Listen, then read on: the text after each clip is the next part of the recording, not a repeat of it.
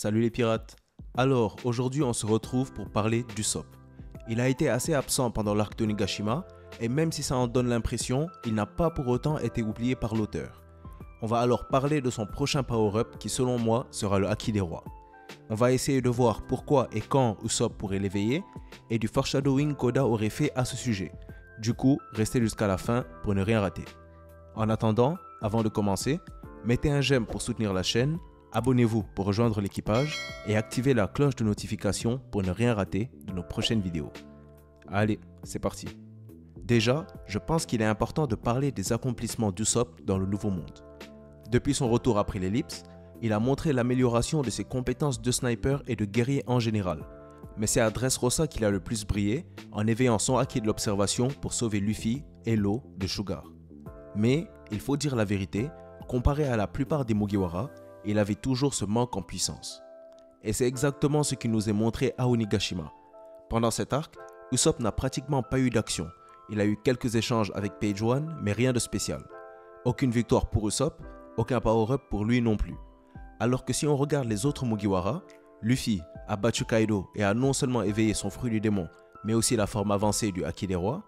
Zoro lui a battu King et a éveillé son Haki des Rois également. Sanji a battu Queen et a éveillé les pouvoirs des modifications génétiques de Judge. Robin a battu Black Maria et nous a montré sa nouvelle technique démoniaque. Nami a achevé Ulti et elle a obtenu Zeus. Jinbei, il a terrassé Hushu. Franky a battu Sasaki et Brook a aussi battu les sbires de Black Maria. Mais pour Usopp, rien. Il n'a battu personne et n'a eu aucun power-up pendant cet arc. Mais je pense que c'est fait volontairement de la part d'Oda et qu'il garde un power-up massif pour Usopp qu'il obtiendra bientôt. Après tout, Usopp est clairement l'un des personnages préférés d'Oda, qui a décidé de l'élever au rang de dieu à Dressrosa et lui a donné un rôle important dans l'histoire, celui de montrer que même ceux qui ne sont pas des monstres de puissance à la base, à travers la peur, les larmes et le courage, peuvent devenir de grands hommes et de grands guerriers. Oda ne l'aurait donc pas oublié, mais aurait plutôt décidé de lui donner son power-up dans un arc qui sera plus adapté à lui et à ses rêves, l'arc d'Elbaf, l'île des géants. Depuis Little Garden, on nous a clairement montré, à travers l'admiration qu'Usopp avait pour Dory et Brogy, qu'il considérait comme les meilleures représentations de fiers guerriers des mers, qu'Elbaf était la destination de rêve d'Usopp et que cet arc sera d'une importance capitale pour lui. On approche la saga finale à grands pas et il sera bientôt le moment de se rendre sur Elbaf. L'auteur pourrait donc utiliser cet arc pour faire progresser Usopp dans les rangs des plus forts commandants de l'équipage des Mugiwara, en lui faisant éveiller non pas n'importe quel pouvoir, mais le Haki des Rois. On a déjà vu que l'auteur avait défini Usopp comme celui dont les mensonges devenaient réalité, allant même jusqu'à l'illustrer dans une cover page. Le Haki des Rois d'Usopp a déjà été mentionné dans l'œuvre à plusieurs reprises, par exemple à Dressrosa, mais aussi en plein dans la guerre d'Onigashima. À Dressrosa, il a prétendu que les tremblements causés par la bataille de Fujitora, Law et Dofi étaient en fait dus à son Haki. Et à Onigashima, quand des combattants s'évanouissaient à cause du Haki dégagé du combat de Big Mom, Kid et Law, tous pensaient qu'il émanait d'Usopp. En plus, son surnom de Soggy King, voulant dire littéralement roi des snipers, serait potentiellement aussi un clin d'œil de l'auteur à son futur power-up. Usopp a donc menti sur son Haki des Rois à plusieurs reprises, mais, le connaissant, il est possible que ce mensonge se transforme également en réalité. Cependant, je ne pense pas qu'il obtiendra la capacité d'infuser le Haki des Rois comme Luffy, Zoro ou encore Yamato, mais je pense qu'il aura la capacité d'utiliser sa première forme qui consiste à pouvoir faire perdre connaissance à des adversaires bien plus faibles que lui. Après tout, si des combattants comme Doflamingo et Katakuri n'ont pas réussi à utiliser la forme avancée du Haki des Rois, j'ai du mal à croire qu'Usopp pourrait y arriver. Il pourrait aussi exister d'autres formes d'utilisation du Haki des Rois, hormis celles qu'on a vues pendant Onigashima, donc ça pourrait être intéressant que son Haki puisse s'utiliser pour autre chose. Ce serait aussi une façon pour l'auteur de nous montrer son vrai potentiel, et il pourrait même renforcer son physique et sa résistance, et pourquoi pas, même apprendre les bases du Haki de l'armement aux côtés des géants.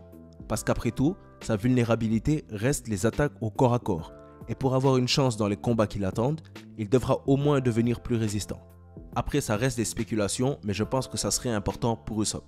Qu'il obtienne le Haki des Rois serait extrêmement significatif pour les Mugiwara en général d'ailleurs, puisqu'il permettrait à l'équipage d'égaliser les Rocks dans ce qui concerne le nombre de possesseurs du Haki des Rois, avec 4 utilisateurs au total. Rox, qui voulait être le roi du monde et qui était le plus fort ennemi de Roger, le possédait sûrement, En plus, il avait de son côté Big Mom, Kaido et Barbe Blanche, ce qui fait donc 4 possesseurs au total. Et avec Luffy, Zoro, Yamato et potentiellement Usopp, on sera comme eux également à 4, faisant des Mugiwara et des Rocks à ex aequo les équipages avec le plus de possesseurs de Haki des Rois connus à ce jour. D'ailleurs, j'ai fait une vidéo sur le retour de Rocks récemment, donc je vous invite à aller la voir après. Je vous laisse le lien en description pour les intéresser. Je pense qu'Elbaf sera aussi relié à Shanks et à son équipage, donc Usopp pourrait rencontrer son père Yasopp, qui est réputé comme le meilleur sniper du monde, et il pourrait même s'entraîner avec lui pour renforcer ses capacités et en apprendre de nouvelles. On parlera de Shanks, son équipage et Elbaf plus en profondeur dans une prochaine vidéo, donc ne vous inquiétez pas. Je pense qu'Elbaf serait aussi l'arc parfait pour un retour de Sogeking, le roi des snipers.